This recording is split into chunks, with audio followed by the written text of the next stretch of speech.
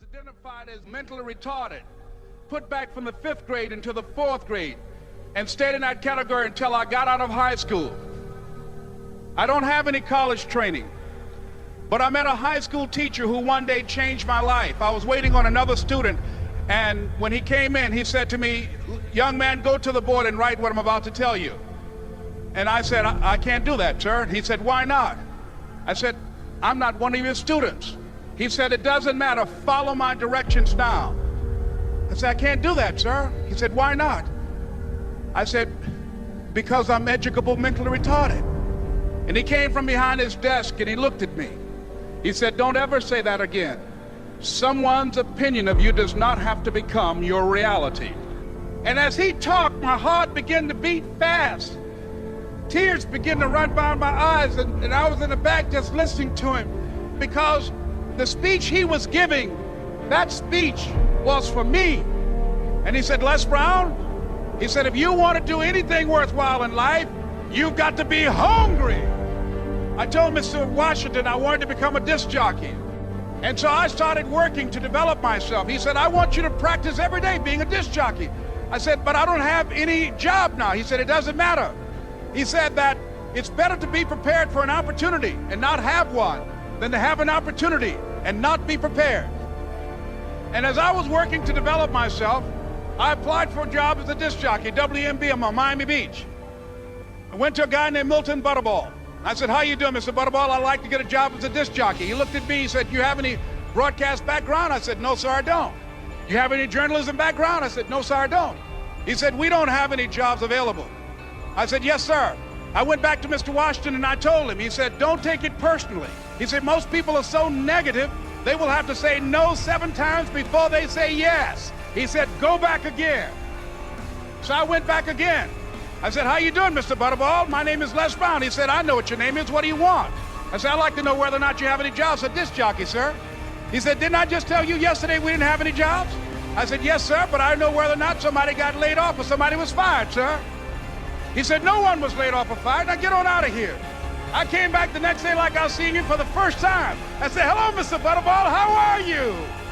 He looked at me with rage. He said, "Go get me some coffee." I said, "Yes, sir." And I went to get him some coffee.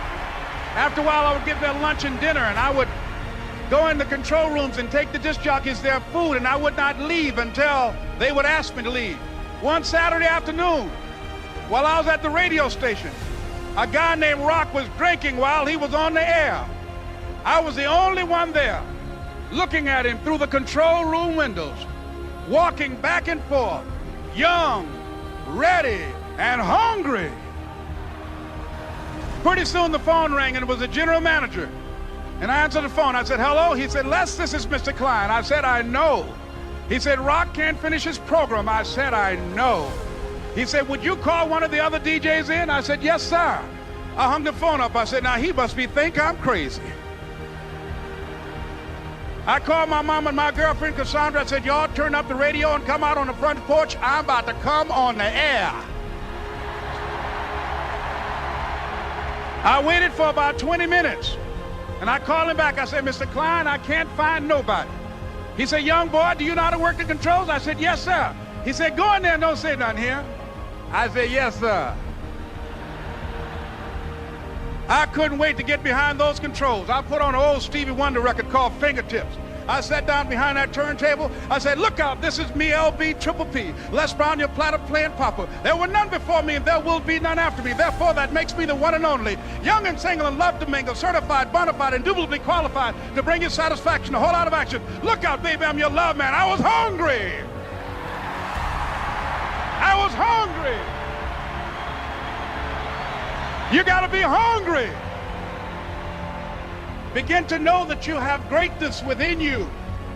And if just one of you here begin to envision yourselves as being blessed and highly favored to reach your goals, if just one of you capture the essence of what that means, that you have greatness within you and a responsibility to manifest that greatness, that you can make your parents proud, you can make your school proud, you can touch millions of people's lives And the world will never be the same again because you came this way. It was hard, ladies and gentlemen, coming to speak to people. And I was facing financial difficulties in my own life. I was behind on my bills and my dreams, and I'm saying to them, you can live your dream. It was hard, ladies and gentlemen. It was very difficult to pick myself up each day believing that I could do it. There were times that I doubted myself. I used to ask myself, can I do this? And something said within me, you're the one. Don't give up on your dream.